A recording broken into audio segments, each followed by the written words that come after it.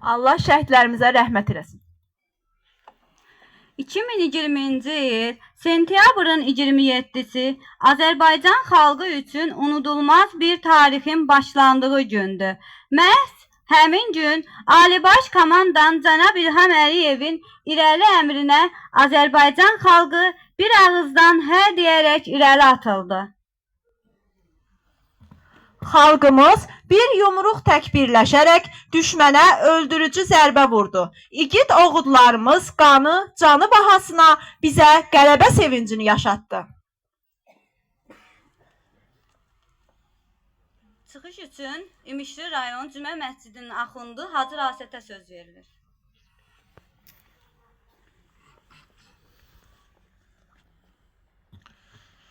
Allahümme salli ala Muhammedin ve ali Muhammed. Euzubillahimineşşeytanirracim. Bismillahirrahmanirrahim. Ve huve hayrun nasirin ve mu'in. Əvvəla Allah şəhidlərimizin ruhunu şad eləsin. Onların məqamı üstündür. Allah daha da üstün qərar versin inşallah. Vətənimiz Azərbaycana bir daha müharibənin odun alovun göstərməsin. Azərbaycanımızın alınan torpaqlarındakı o bizim üç rəngli bayrağımız izzətlə dalğalanır.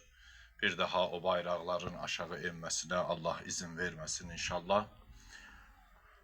Demək, bəli, bu günləri məclisinə, tədbirinə cəm olduğumuz şəhid Osman Cəfərin, bəli, 3 dənə rayonda, Cəbrayıl rayonu, Qubadlı rayonu və Laçın rayonunda gedən döyüşlərdə, bəli, şücaətli, yəni döyüşü və şəhidliyi Laçın rayonunda olması hamımıza məlumdur və ölümündən sonra bir neçə medallarla tərtib olunması Cənab Prezident tərəfdən hamımıza məlumdur. Allah şəhidlərimizin ruhunu şad eləsin. Onların doğrudan məqamı çox böyükdür. Çünki mən bir neçə şəhid məclislərində, tədbirlərdə mən bunu demişəm.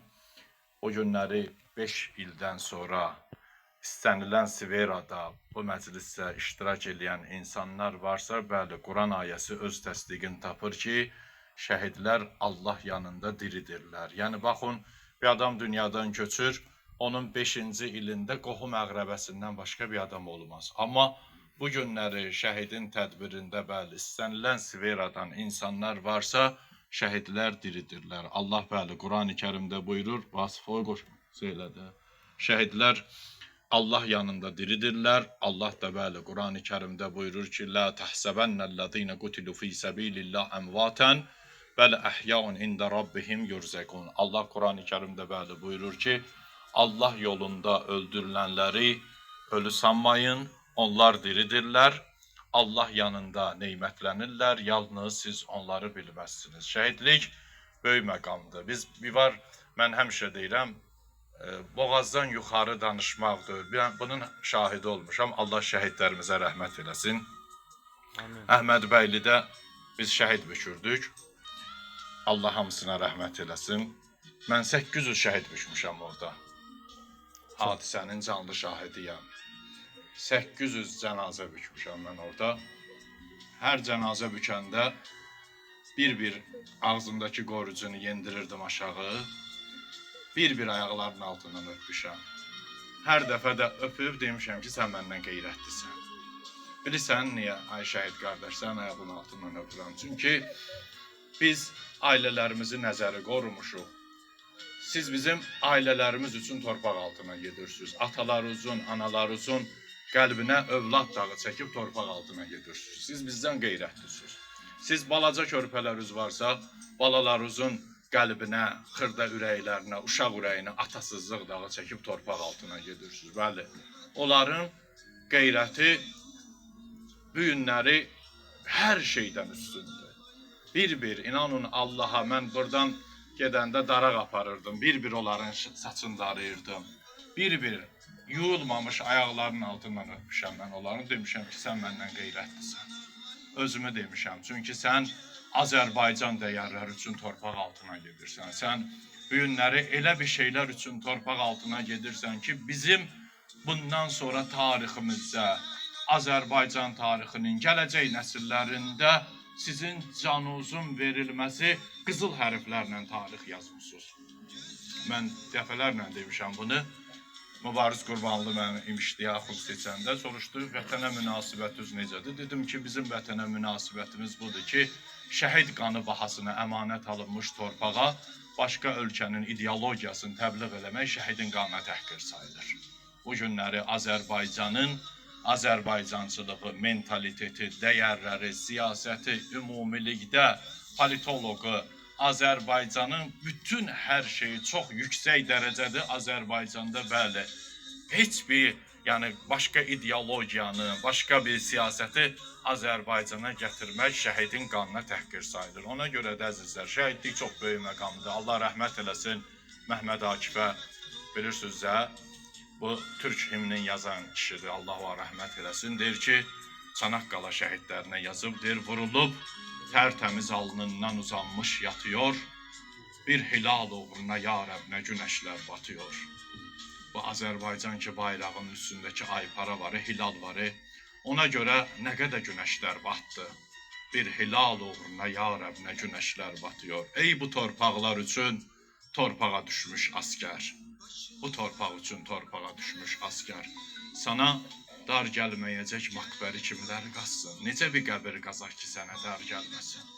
Səni tarixə göməlim desəm sığmazsın. Sən bir varlıqsan ki, nə qəbrə sığandırsan, nə tarixə sığmazsan. Və neyniyim? Deyir, ey şəhid oğlu şəhid, istəmə məndən makbər, sənə ağuşun açıb duruyor Peyğəmbər. Sənin yerin nə qəbirdir, nə tarixdir. Sənin yerin haradır? Peyğəmbərin qucağıdır. Niyə? Çünki sən elə bir hal eləyirsən ki, elə bir iş görmüsən ki, sənə Allah bir məqam verib ki, sənə ölü demək olmaz. İstənilən bir insan dünyadan köçür, deyirlər dünyasını dəyişdi, rəhmətə getdi. Amma şəhid əzizlər nədir? Bir məqamdır ki, Allah onlara özü Quranda deyir ki, onlar diridirlər. Təsəvvür edin, Peyğəmbər sallallahu aleyhi və səlləm kimi şəxsiyyət nədir? Baxın, deyir ki, ya Rəbbim, məni bu dünyadan aparanda şəhid kimi apar. Görün, aləmlərə rəhmət olan bir kişi, aləmlərə rəhmət olan Peyğəmbər bu dünyadan şəhid kimi göçmək istəyir. Şəhidliyin məqamına baxın. Dol 52-nin əskərləri Allah ömürlərinə bərəkət versin. Şəhid cənazələrini gətirəndə mən soruşurdum ki, bu oğlan necə şəhid olub? Məsələn, bir cənazə girir. Deyirdi ki, qardaş, and olsun Allaha, o qədər bizim uşaqlar ürəklə orada vuruşurlar ki, ermənilər deyir, baxırlar ki, gülləni vururuq, yıxılmaq əvəzində güllənin üstünə gəlir bu əskərlər, güllənin üzərinə gəlirlər. Görün, Azərbaycanın əzizlər, bu oğulları necə bir oğullar olublar ki, bu günləri yaşının az vaxtında, həyatının astanasında, ilk astanasında bilirsən neynir? Canın dəyərlər üçün qurban verir. Bu dəyərlərdə Azərbaycan dəyərlərdir. Bu dəyərlərdə torpaq, millət, qeyrət, bayraq dəyərləridir. Bəli. Bu günləri bizdən sonraki nəsillərin hamısı dünyada rahat Azərbaycanlıyam deməyin hamısını biz şəhidlərimizə borcluyuq. Gələcək nəsillərimiz xarici ölkələrdə, harda yaşayanda soruşan kimi haralısan, artıq indi bizim o şəhidlərimizin şəhidliyi ilə aldığı torpaqların nəticəsində rahat şəkildə bəli, harda oluruqsa deyirik ki, rahat Azərbaycanlıyıq. Bəli, biz Azərbaycançılığımızla fəxr eləyirik, biz şəhidlərimizlə fəxr eləyirik. Allah şəhidlərimizin məqamı ucadır, daha da uca qərar versin. Allah vətənimiz Azərbaycana bir daha müharibənin odunalığını göstərməsin. Bir hadisəni qısa deyəcəm. Orada çox biz hadisələrlə rastlaşmışıq. Qısa istəyirəm deyəm. Onlar da bilsinlər şəhid valideynləri ki, doğrudan onların məqamı çox böyükdür. Çünki o cür balalar böyüdüblər ki, onlara qismət oldu şəhidlik. Biz onların qarşısında bütün istənilən vəzifəsindən, işindən asılı olmayaraq baş əyirik ki, bu cür övladlar böyüdüblər. Gəncədən bir şəhid balamızı gətirmişdilər. Allah rəhmət eləsin. Atası içəridə girib, biz siniyə qədər bükürdük, çağırırdıq. Kimin valideyni oradadırsa çağırırdıq ki, baxsın, sonra bükülsün.